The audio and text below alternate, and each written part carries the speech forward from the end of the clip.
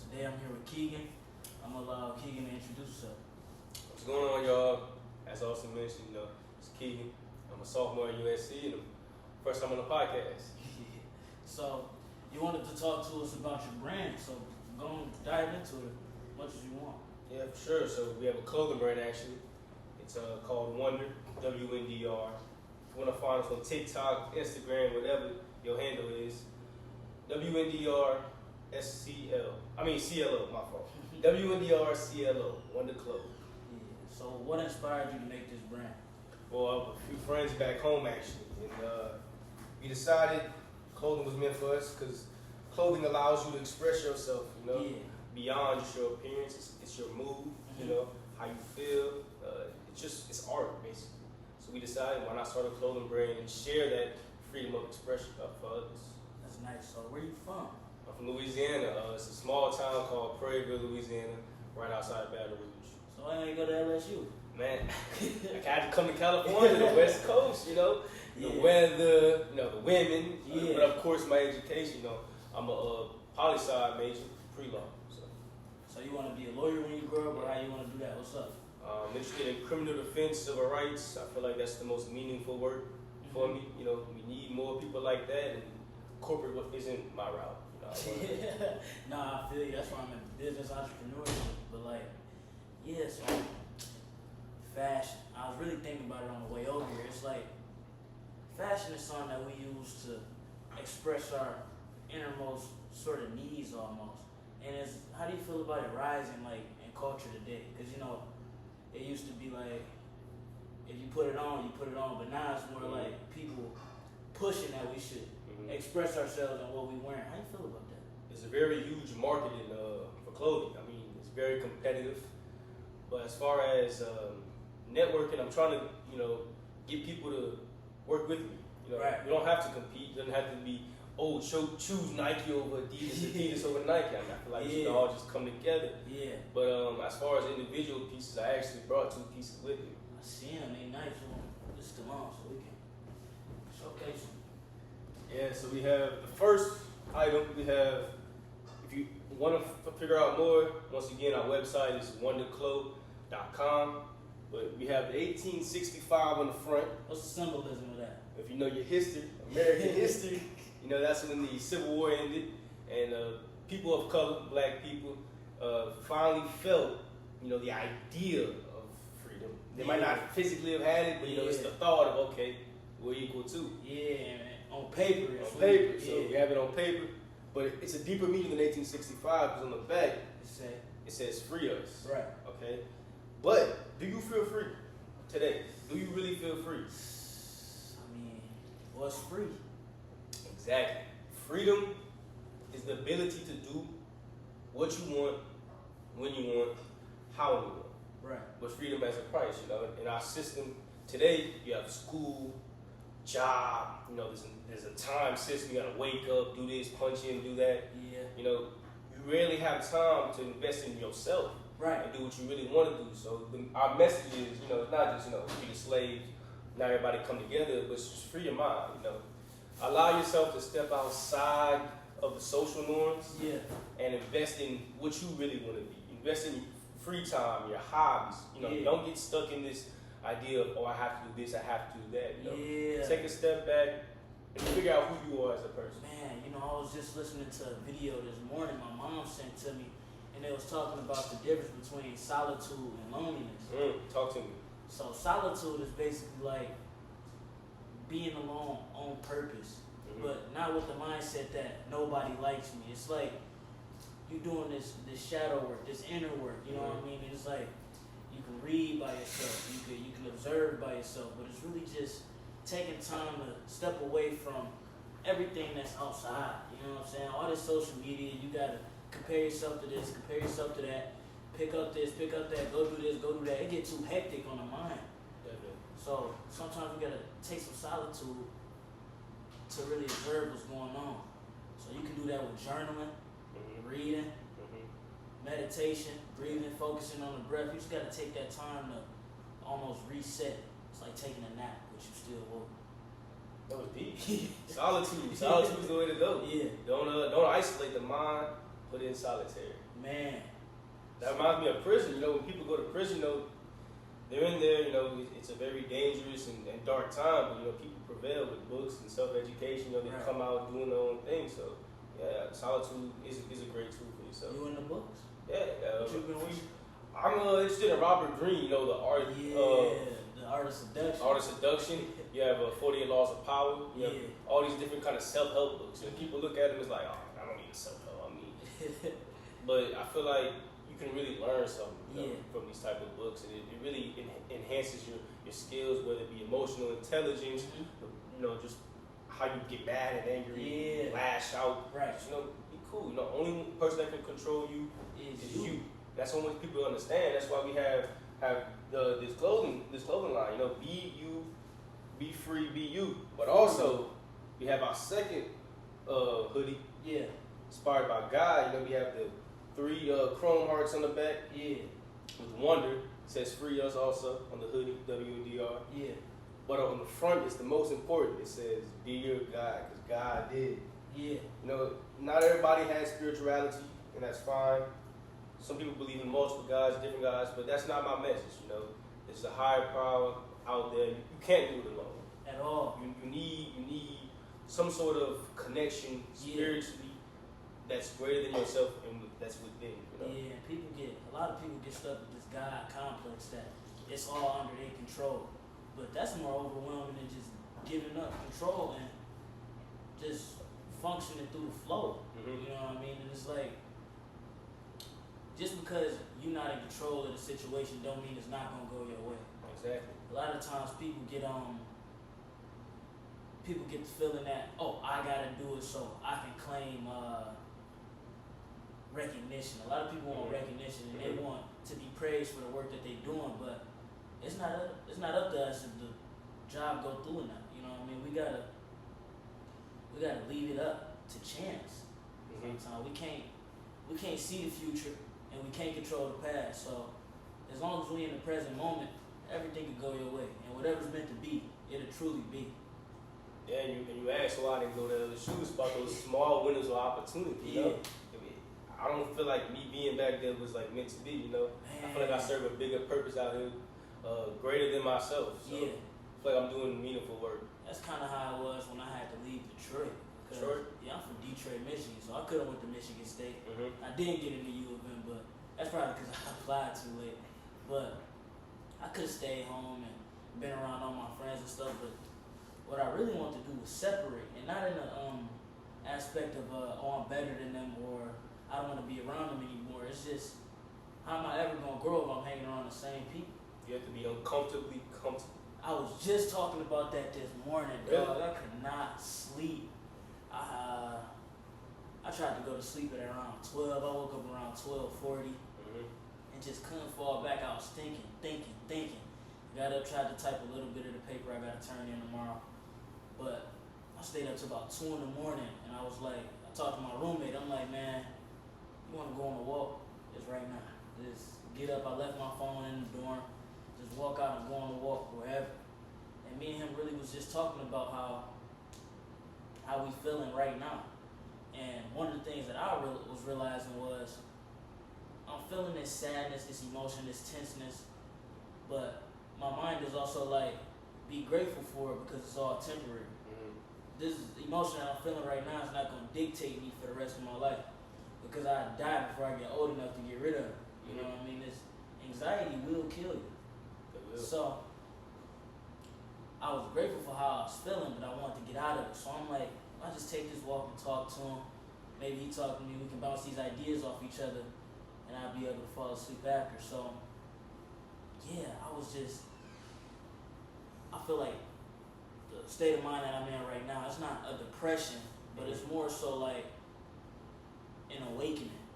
You ever feel like your body preparing you for something big? You ever get that feeling where you like, life just don't feel real right now? You seem like you in the matrix. You become hyper aware of your surroundings. You can hear every thought. You can see every thought. And it's just like, dog, I'm about to do something great. I just don't know what yet. So you just got to keep moving in what you feel is right. So let me ask you this. Are you waiting for like a sign, or are you just going through the motions, staying true to yourself They see what's gonna happen. I just try to isolate opportunities. Mm-hmm. You know what I mean? I try to see whatever, because you know when people say take advantage of the opportunities you're given, we don't always recognize the opportunity. That's true.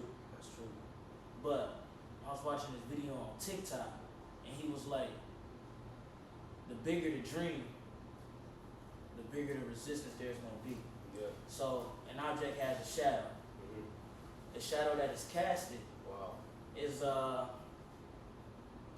equal amount of resistance to that dream. So all you gotta do is fight through the resistance, and once you get through it, the universe gonna seek that you accomplish all your goals. You just gotta be tested to see if this is really what you want. Cause you don't want to go your whole life. You don't want to go your whole life climbing up the ladder, and when you get to the top, you realize you're on the wrong building. Wow. You know what I mean? So yeah, just stuff like that. That's a great segue into mental health. Yeah.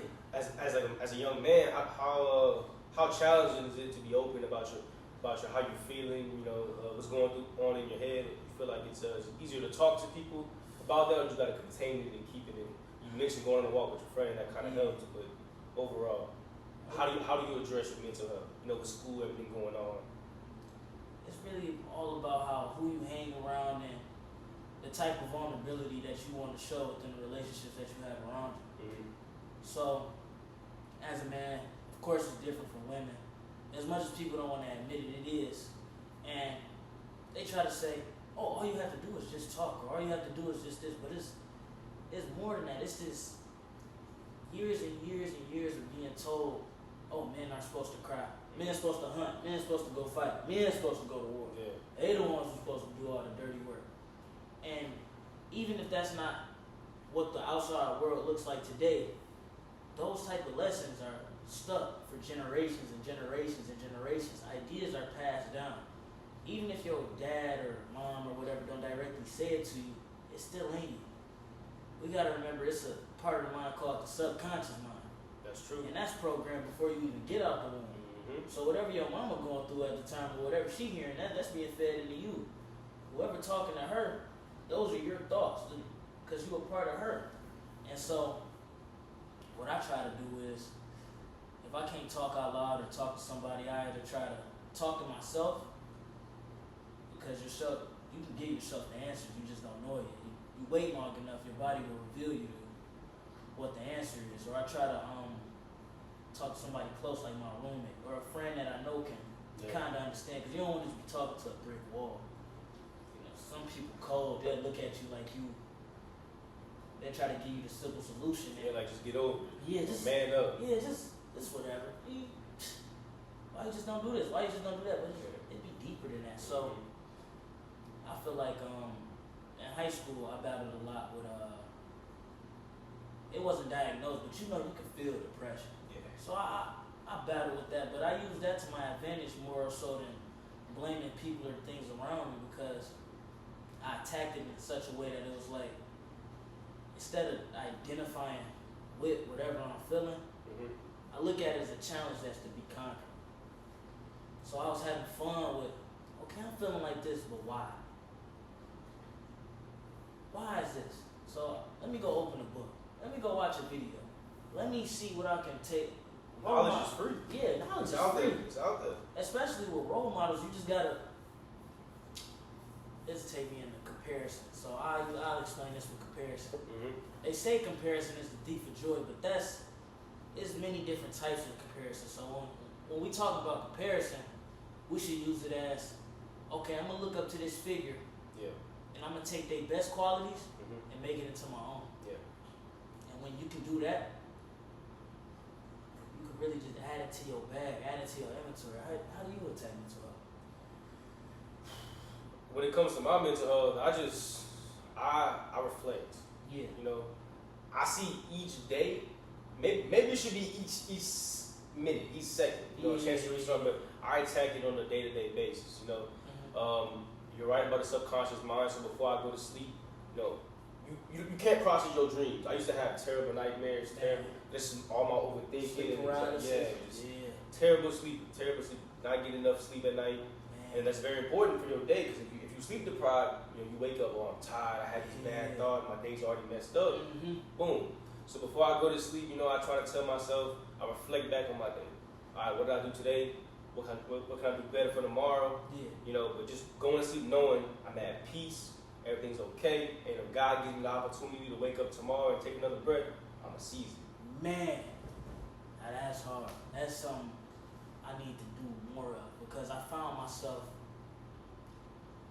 even at home before I left, during the summer, that's when you're supposed to get back on all your sleeping, man. It felt like I was losing out on more and more sleep. I was waking up in the middle of the night. It was hard to fall back. I'm up from 5 to 12 in the morning, you know what I mean? So it's like, what you suggest I should do to not get that sleep back, but just constantly improve on the sleep that I'm getting on a day-to-day basis? I don't even think it's about sleep, really. Yeah. It's just about being energized. Right.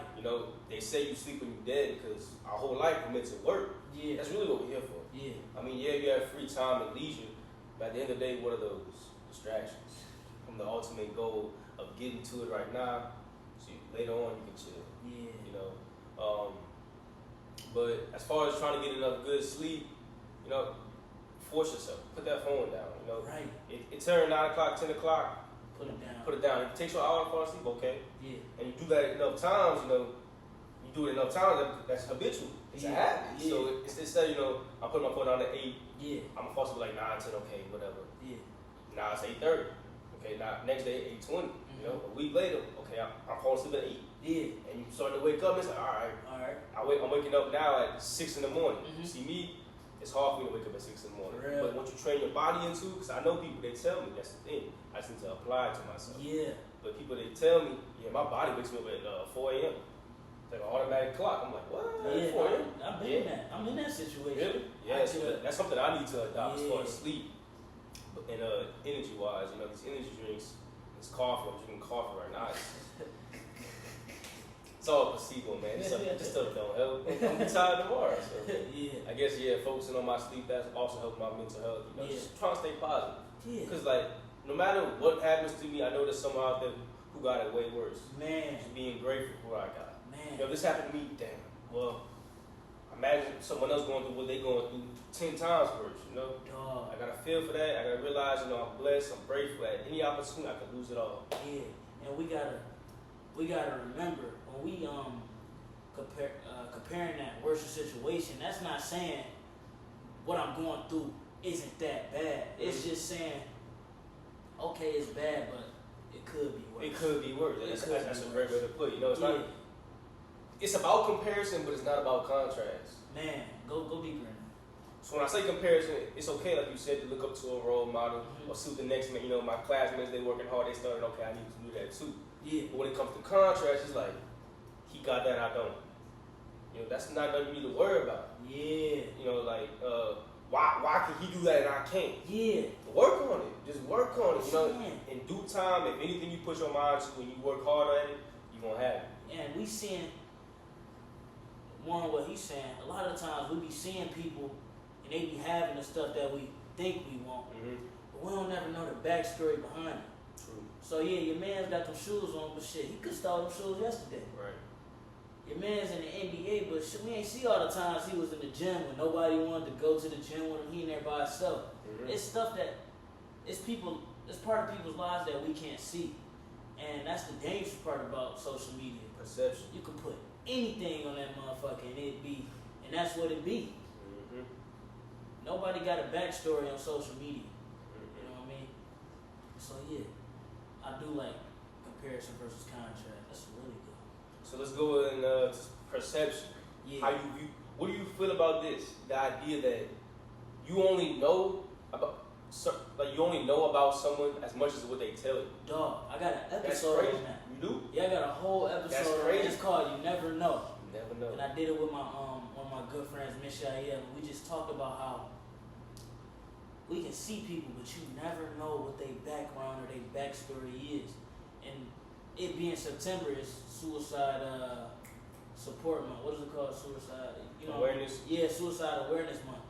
And I was talking about I had friends that just up and killed themselves, and you would have thought they was the happiest people on earth. I laugh, I joke with these people, and the next day they gone just like that. So it's like anytime I meet somebody new, I try to Shed light. yeah, cause you don't never know what you can be to that person you just met. So ask them how they do. Ask them how their day is. Ask them what's good in their life. Ask them what's going on, and show deep concern when you ask. Don't ask it and then look away and ignore them. Because a lot of people just want to be recognized, and that's what I was talking about in the paper that I just wrote for my Real 150 class. They was talking about how people need a cultural identity. And when I say cultural identity, I mean I don't mean like with your race or whatever, but I use the music community as a means to identity. How we identify with a lot of music that we listen to, and if we could expand more on the music that we listen to, that'll push into how we identify with the things around us. Because you can, more so using the music, you can listen to a lot of rap music and end up identifying with it. The young boy effect. Yeah, so no joke intended, but you listen to that, and sometimes now you're aggressive. That's how you become. You're waking up mad at the world because this is you heard murder, scream, killing, guns, drugs, jail. It's all you hearing. So if you can tap into some jazz, now you like, dang, you can feel more calm. You tap into some classical music, you feeling more in tune with what you're doing. You can listen to more rock music. You can have a grungy part of yourself where you're not mad at the world, but you can walk with this. You know how the rock stars walk. You can walk with this swag you got on. You know what I mean? So yeah. What about you on perception? I feel like it's our job as a society, to check up on one another. Man. Like you said, it's that conversation that we in the elevator. It's just me and a random person. Say what's up, see how they doing. Talk to them. See someone walking across the street, give them a head nod away. Yeah. Tell your loved ones that you love them. Because love. Words hold meaning. I'm saying, I don't know if you realize, but everything that you say, the words that you say, all have a greater meaning. That's why I try to be careful with everything I say, how I say it, when I say it. Who I'm saying it to. Who I'm saying it to. Right. It's all about perception. What I perceive is different from what you perceive. So I have to meet you at an equal level. I don't ever think I'm above somebody. It's always, okay, what can I learn from you at the same time? What can you learn from me? Man. And that human connection is how we elevate and we progress together. And if everyone had that, our society would look a lot better. But there's all the racism, prejudice, all this hate and evil and jealousy because we're full of contrast. There's not enough comparison. And when you compare, there's similarities. So how can I relate to you? How can you relate to me? And we find something where we can build kinship off of. Man. It's all about that kinship. Yeah. And man, I got lost on what you were saying. I forgot what I was gonna bring next. Perception. Perception. I was saying it'll come back to me, but what I am gonna talk about is, the people that get ignored the most is the essential workers. Really? Man, like the people like at the front desk watching over like the dorm buildings. Those be the people that nobody ever really talked to them. It just seemed like you walk past them, and I'm like, let me shine some light on his day. The custodians. Let me see what's up with him. They all got this sort of energy though. When you do talk to them, it's like, wow, I'm noticed. Because a lot of their work go unnoticed. Nobody ever leave a thank you card in the bathroom after the janitor cleaned it up. But he cleaning up your shit. You know what I mean? That's disgusting. Like, think about it. You pissing on the seat, and he got to clean it up. You're not cleaning it up. So, in a way, you owe him a thank you. I mean, no, you don't owe nobody nothing, but from a gratefulness standpoint, it helped to tell people like that thank you because they feel like their work actually going somewhere. Because think about, your job is to clean the bathroom. You see it clean, but once you come back, not even 24 hours later, it's dirty again. It's every day, same day. Hey, dog, so now you like, damn, if the bathroom gonna get dirty anyway, what I'm here for? And that's when you spark that conversation and you like, thank you. I appreciate it. I like what you said though. Yeah. Make them feel noticed. Yeah. All these things about school shooting and all that and all this, those people aren't noticed. They left to isolate. Not in solitude, but solitude, but loneliness. They're lonely and they're in isolation because no one's gonna reach out to them and let them know they notice. So that's a great point. Try to be friendly with anybody. Make make them feel noticed and make them feel wanted. Right. Like they belong. Yeah. And I think a lot of people don't even step into that realm because they fear rejection. Mm-hmm. They feel like if they ask this person how their day gonna go or how their day is going, they gonna get slapped down. And instead of saying something, they'd rather just walk past because they know they'll never see him again. But why not think on the opposite way? It's like, let me say something because I know I'm never gonna see him again. Right. Or I may see them again, so let me say something in case I see him again. Right. Boom, it's a connection. You don't never know when you're gonna make a friend. You don't never know when you're gonna make a long life friend. And people ask me, I go around campus, I'm a freshman. I go around campus, I'm walking with people, and I'm saying what's up to 5 to 10 people every time I'm walking out. And people like, well, how do you know him? How do you know this? It started with a simple hello. How you doing? Mm-hmm. And then once they tell you their name, work to remember it. It's important to remember people's names because, again, like what we was talking about, that's something that helps people feel noticed. When you learn their name, when you know their name, when you address them by what they want to be called. Check this out. I'm listening. Imagine the custodian, or you know what, down there we have a kitchen, Yeah. the chefs and all that. Yeah. Imagine a thank you versus a thank you, Nicole. Man. They gonna feel Yeah, that. They gonna feel be like, personal. You know I'm what I mean? recognized. Not only did they say thank you, they said my name. Man, after. So that extension of gratitude goes from just the common saying to their thank you. They own that thank you now. Yeah. That's Nicole's thank you. Nicole's being appreciated. So now Nicole might slide you a little extra food. Extra fries, you know. The kitchen closed, but Nicole's in there, so Nicole might slide you a plate. So you don't never know. Right. And it's not being nice as a form of manipulation, but that's just the byproduct of what being nice gets you. Exactly. Like you don't gotta kiss up to everybody. I'm not saying do that, but never outshine the master. If that's 48 laws of power. If that's one of the laws I could put on there, I say never feel like you above anybody. And even if you know you above them in a sense, I hate using that word. Don't make it known because that's not gonna do nothing but make them feel lesser than themselves, and you're not gonna be any more powerful than you are. So you might as well not address it at all and treat everybody as your equal. You know what I mean? The only thing that separates anybody is clothes, money, and status. But shit, you shit, I sleep, you sleep, I take a shower, hopefully you take one too. And I wake up in the morning and one day I won't. We come into the world and we all gonna leave the same way. You never know when that day gonna come. Exactly. So why would I sit here and treat everybody like I'm above them and I could be gone tomorrow? Right.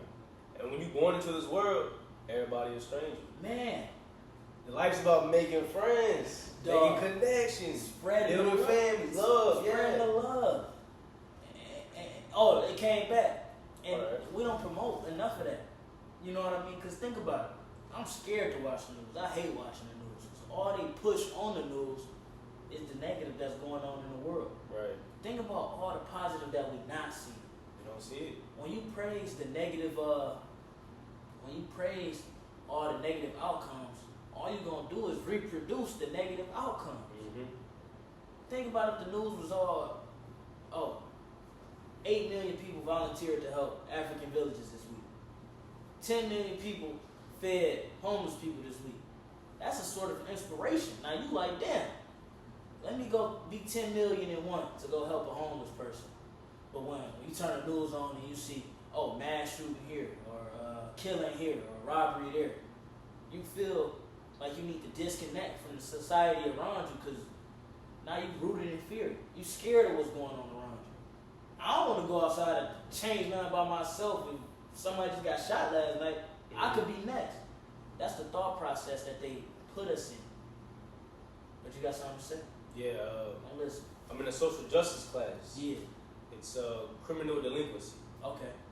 And it's about breaking up gang violence in the youth and all that. And I had this notion before being in the class that there's good and there's evil in this world. Yeah. And you can try to save everyone, but everyone can't be saved. Right. And I went into the class with that thought, but at the end of the day, I came out thinking, wait a minute. It's not about these people not being able to be saved. It's that how deep and willing are you to make that connection, to make them feel like they're worth being saved. Right. Because, you can feed a homeless person, they're going to be like, thank you. Yeah. But at the end of the day, they're still going to be homeless. Dog. Because they don't believe in themselves. But if you show them that, hey, I believe in you, I want to see what's best for you, they need a little push. And they're going to realize, okay, well, I control my destiny. Mm-hmm. And if they see enough in me, they see my worth, why can't I? Yeah. Some people are so low in this world, they give up hope. Man. That's why I try to be positive. You can never give up on hope, no matter how bad it is. Man, just because you murder somebody, I don't see you as a monster. Man. And people don't get that. Keep going. I'm listening. People make mistakes, and I feel for both sides. Yeah. I feel for the victim's parents or siblings or mother or husband, whatever. Yeah. But I also feel for the person who did it, Yeah. did the wrong, they families, they people, they mamas, they lovers. It don't matter because at the end of the day, we're all human. And whoever is dead is not coming back. Yeah. So go ahead, keep going. And we all make mistakes. Some mistakes might be bigger than others, but people are allowed to be sorry and compassionate. And if they have that, we can work with that. Yeah. But I'm still a little shooken up about the idea of, is everyone good? Right. Or is there a little bit of evil? But everybody got skeletons. Everybody has skeletons, but is there still a backbone? Is there a core? Keep going. Do people still stand on principles and values and morals and stand for something? Do people know what principles and values and morals are? Because at the end of the day, ethics is different. Because what I think is right is different from what you think is right. So my question to you is, how do you go about in a world where everyone's perception is different on good and evil, and that my wrong might not be your wrong, and my good might not be your good? How do we combat that and come together? And stop the violence, stop the hate, stop the jealousy, forgive and love. Just go deeper into what we've been talking about this whole time, and like trying to spread love and trying to spread kindness and do the best that we can. Because I play sports, so what they say is, if everybody do their 1/11, the job will get done. That makes sense. So as long as football, as long as I can do my 1/8 billionth in the world, maybe I can pass it on and somebody else helps. So that's 2/8 of a billion, and then 3, and then 4, and it's like a snowball effect. You push a small snowball down the mountain. By the time you get to the end, you're gonna have a big snowball. It's gonna be an avalanche. Yeah. So I just try to do the best that I can every day. And like what we've been saying, spark something in somebody else to do better as well. And hopefully they take that and they pass it forward. Like the domino effect. Yeah. Yeah. But who's gonna be that big domino? Do we need a big domino, or is that going to be their own individual domino? Like you say, you see it on TV and stuff. Do we need someone to look up? Okay, that's that positive light. Yeah. That's a person I can compare myself to. Or do we need just everyone to be on the same page where you do it on your level, I do it on my level, we all just do it? We just need people to understand their true potential. Because we could be like, you do it on your level, I do it on mine. But what if they can be on a higher level? How do we get people to see within themselves that they can be on a higher level than what they are right now? And that's the big question. Because I battle with ethics a lot. Because if you want to, some people have the ideology that if you want to be rich in this world, you're going to have to make some unethical decisions. But in my head, in my mind, I'm like, it got to be some way where I can do good and still get a good turnout. I never think about money as something that I strive for. I think about money being a byproduct. I knew he was going to say that. Yeah, I knew it. money being a byproduct of the work I'm doing in front of me. So as long as I'm pushing people to be the best that they can be, and I'm making the best decisions that I can make, the money gonna come. But what I'm really focused on is getting to the youth. We gotta get to the youth. I mean, it's good to pay attention to the adults and stuff, but they passing forward. You know what? What's up? I'm gonna freeze your thoughts. Go ahead. The brain don't develop till 25, so that's a good point. Yeah. Getting to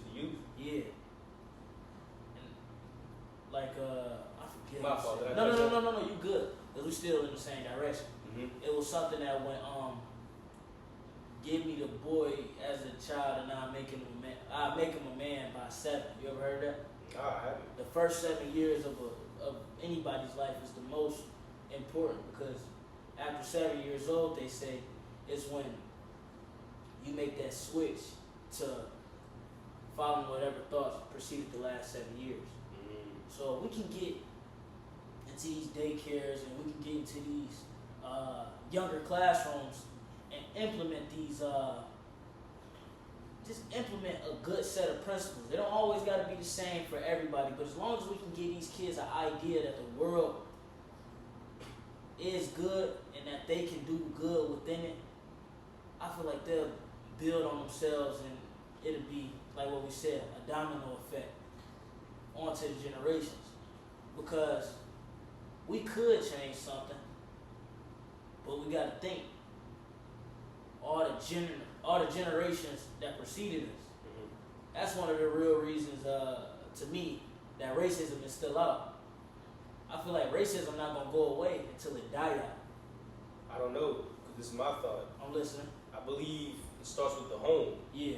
Before you go to school, yeah. everything you learn starts from your parents, your big brother, your big sister, or your grandma, whoever. You know, that period before school starts. You don't go to school till you're like, what, 4 or 5, so everything you learn is based on what your parents tell you. Yeah. So that being said, how do we infiltrate the home? Because I feel like if racism exists in the deep south, you know, the backwoods or whatever, no matter what school they go to, you know, their parents feed it to them. They gonna be. Their kids gonna have it. So when the kids grow up, they gonna give it to their kids. So it's not like it's dying out, because it still exists in the home. And that's another part. That's I guess the counterpart, or the part that I'm missing from what I'm saying. I get what you mean, and I do believe. Where did I read that at? Is it? It's a book that goes into depth about how it might be Influencer, that might be the book, or Crucial Conversations or something. It's at home, but it was like exactly what you saying. Something like how the kid becomes the parent of the parent. Yeah. So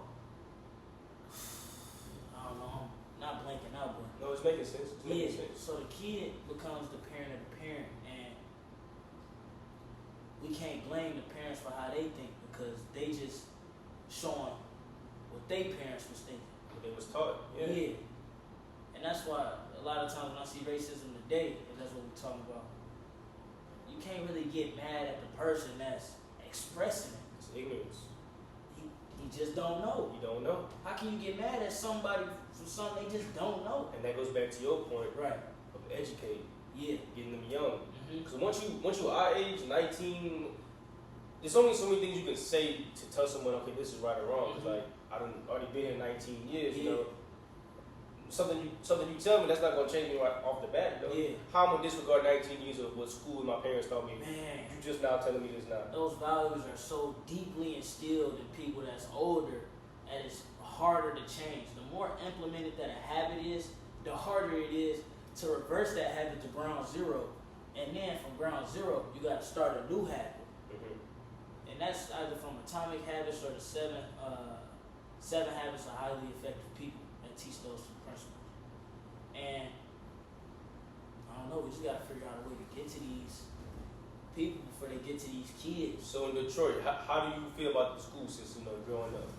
Was it very straightforward, you know, ABCs 1, 2, 3, or do they talk about social justice, all these issues in the world, you know, trying to make you a good human being, you know, outside of just academics? So for me, I grew up in the inner city, and I'm so grateful that I had a set of parents, even though they were separated. I got a set of parents that's still level-headed.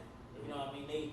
They understand what's going on. So the way I was taught at home was they didn't like sugarcoat anything, but they still gave it to me. They gave it to me, and they gave me the values that they taught me in a way that I can understand them as a child. So when I'm going to school, I could recognize, oh, he's angry because he doesn't have a dad at home. Oh, he can't read because his mom is always at work. She's set aside and more distant from people because she only lives with her grandma. He lost his parents at a young age, so he's depressed right now as a 5-year-old. He has no direction, so the school system in Detroit is like, okay, we're gonna teach you this, but they never really like go into regards to the children as a whole. They never really pay attention to the kids. They go, oh, well, his test scores are low, so he must be stupid. But why do we feel like he's stupid? Why is his test? What's the why? What is the why? Because I was 5, 6 years old, and I was smart enough, so my teacher was having me teach the kids how to read in class. So I wasn't being robbed of education, but I was picking up education in a whole different light. And now that I'm grown, well, yeah, I guess I can say I'm grown. Now that I'm grown up, I still feel the same way. I can teach people how to be better versions of themselves. So back to how the school system was, it was really like, okay, we're going to teach y'all a set of this information. If you get it, you get it. If you don't, you don't. And then you go to the next grade. We're going to teach y'all this. If you get it, you get it. You don't, you don't. And by the time we got to high school, it was just, if you go in and you get something out of it, cool.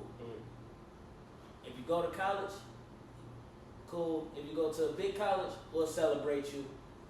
You know what I mean? But it's really, Detroit is like, almost like an every man for himself type of city, where you really just gotta get it in, because everybody there is hungry.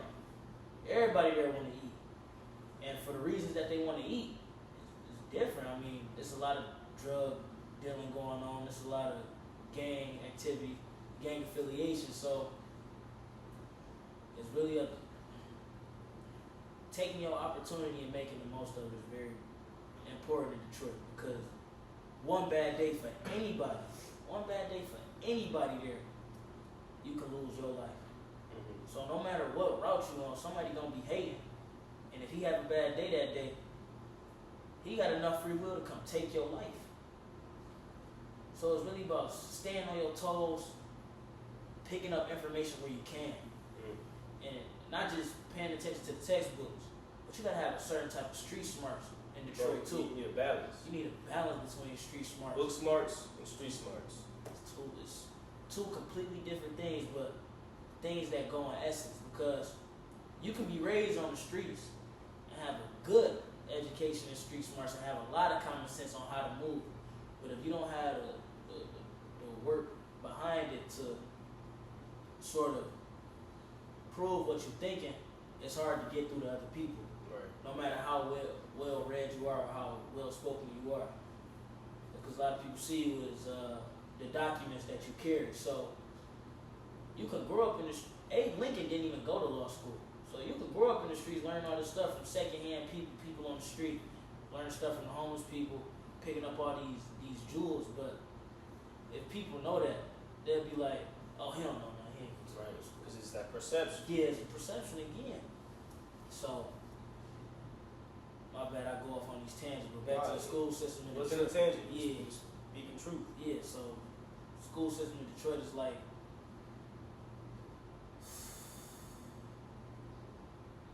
I said, whatever you can pick up, take it and use it. And if you can find your niche early, Your purpose. yeah, if you can find your purpose early, take that and run with it. But when you take it and run with it, don't become so recluse to those things around you. Because you may think your purpose, let's see if I can put an example on it. You can see your purpose as a musician to be in a big band, you know what I mean? And you'll go through your whole life thinking, I'm supposed to be in this big ass band. I'm supposed to be going on tour every year. But really, your purpose could have been to teach kids younger than you, and you could foster the next big band. But you missed out on that opportunity because you like, I ain't supposed to be no teacher. I'm supposed to be in a big ass band. So you got to be able to be loose with your talents and be able to use them wherever you are. Some people are really good at sports in their youth, but they grow up to be a coach. Yeah. Deion Sanders, prime example.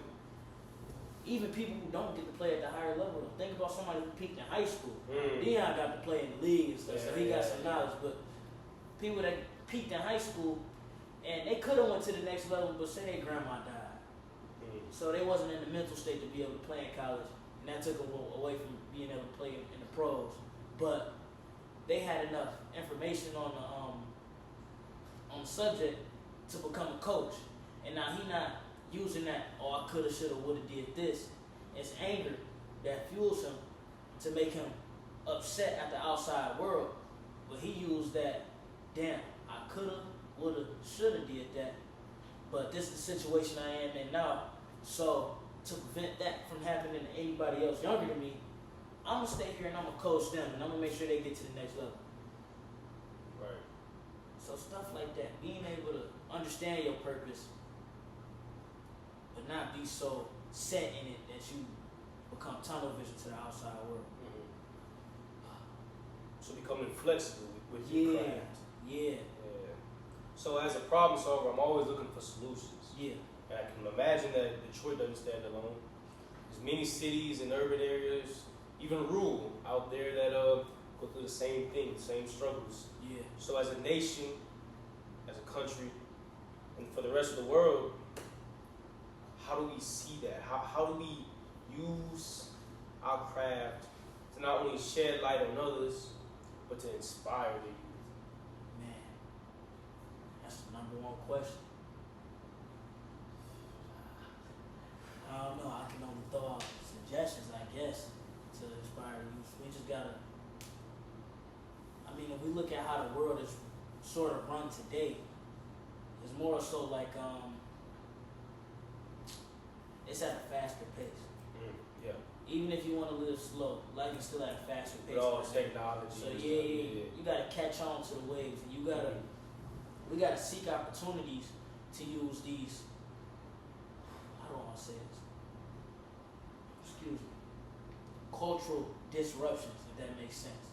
So something to be going straight, and then boom, big trend, and that big trend is really the first step to the next cultural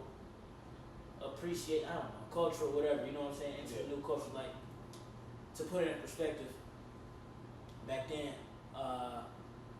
back towards the 80s, the 70s, and 60s, rock and hip hop was two separate things. 1985, Run DMC, well, most notably 1985, Run DMC comes out with the track Walk This Way, or King of Rock. Yeah. Boom, now you done integrated two cultures.